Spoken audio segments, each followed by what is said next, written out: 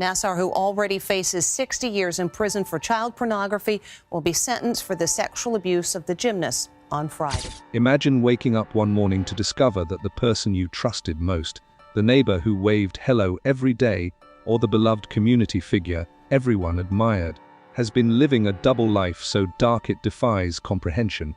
These aren't plots from crime novels. These are real stories where innocence became a mask for infamy, where trusted faces hid unthinkable secrets, and where entire nations watched in disbelief as the truth unraveled. Today, we're diving into cases that didn't just make headlines, they shattered our sense of security and forced us to question everything we thought we knew about the people around us. Stay with me, because these stories will change how you see the world. Let's begin with a case that epitomizes the phrase, hiding in plain sight. Larry Nassar was once regarded as one of America's most trusted sports physicians. For over 2 decades, he served as the USA Gymnastics national team doctor and worked at Michigan State University, treating Olympic champions and aspiring young athletes. Parents drove their daughters hundreds of miles to see him, believing they were giving their children the best medical care available. Young gymnasts trusted him completely, colleagues respected his expertise, but beneath this venerable facade lurked a predator who sexually abused more than 300 young girls and women under the guise of medical treatment. The first complaints against Nassar emerged as early as the 1990s, but they were dismissed, ignored, or covered up by the institutions that employed him. It wasn't until 2016, when former gymnast Rachel Den Hollander courageously came forward with her story to the Indianapolis Star, that the dam finally broke. Her bravery inspired over 150 victims to deliver impact statements during Nassar's sentencing hearing in 2018, including Olympic gold medalists Simone Biles, Ali Raisman, and Michaela Maroney. Judge Rosemary Aquilina sentenced Nassar to up to 175 years in prison, but the damage extended far beyond one man. The case exposed systematic failures at U.S. Gymnastics and Michigan State University, institutions that prioritized their reputations over the safety of children. This wasn't just about one monster, it was about an entire system that enabled him. Moving across the Atlantic, we encounter a case that shook Britain to its core and revealed how celebrity status can create an untouchable shield for decades.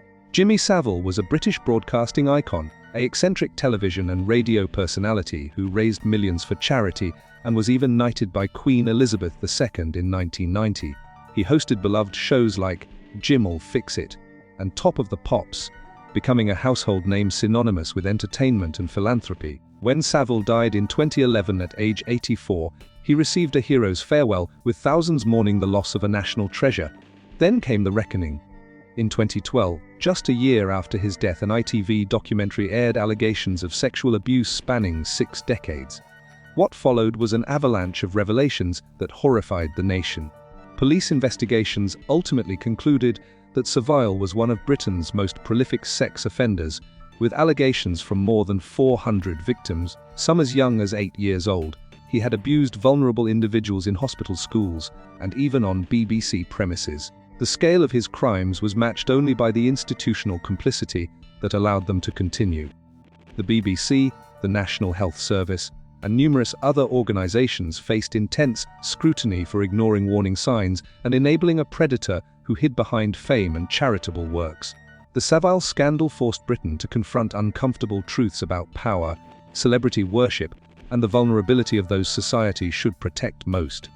But sometimes, innocence to infamy doesn't involve famous figures. Sometimes it happens in quiet neighborhoods, behind white picket fences, where no one suspects a thing.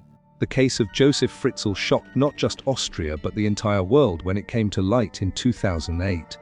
Fritzl appeared to be an ordinary retired engineer living in Amstetten, a small Austrian town. His neighbors knew him as a strict but unremarkable family man. What they didn't know was that beneath his house lay a soundproof cellar where he had imprisoned his daughter Elizabeth for 24 years. In 1984, when Elizabeth was 18, Fritzl lured her into the basement, drugged her, and locked her in a concealed dungeon he had spent years constructing.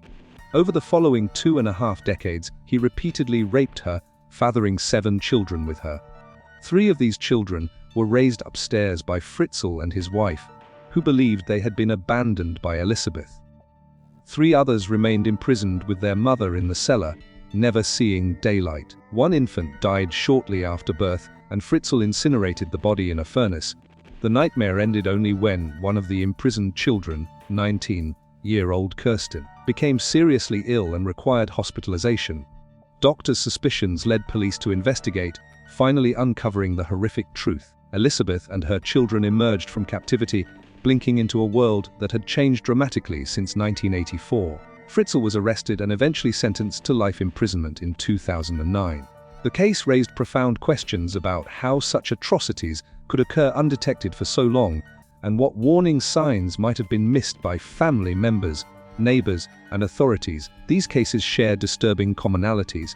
Each perpetrator cultivated an image of respectability, even admiration. Nassar was the trusted doctor, Savile the beloved entertainer, Fritzl the ordinary family man. They operated within systems that either failed to protect victims or actively enabled abuse through willful blindness. The warning signs were often there, but institutional interests, cognitive dissonance, and society's reluctance to believe the unbelievable allowed these horrors to continue far longer than they should have.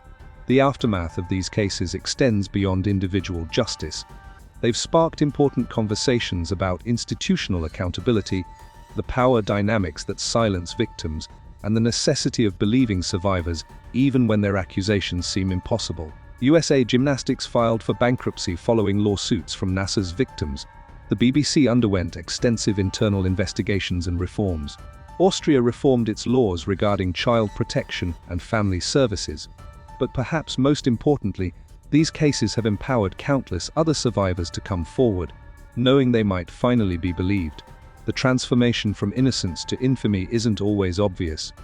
It happens in the shadows, protected by our assumptions, our trust, and sometimes our unwillingness to see what's uncomfortable. These cases shocked nations not just because of the crimes themselves, but because they forced us to recognize that evil doesn't always announce itself with obvious signs. Sometimes it wears a white coat, entertains us on television, or lives next door. If these stories impacted you, hit that like button and subscribe to our channel. We dive deep into the cases that changed history, the stories that matter, and the truths we need to confront. Drop a comment below telling us which case shocked you most, and make sure you've got notifications turned on because we're bringing you more eye-opening content you won't want to miss. Remember, awareness is our best defense. Stay informed, stay vigilant, and I'll see you in the next video.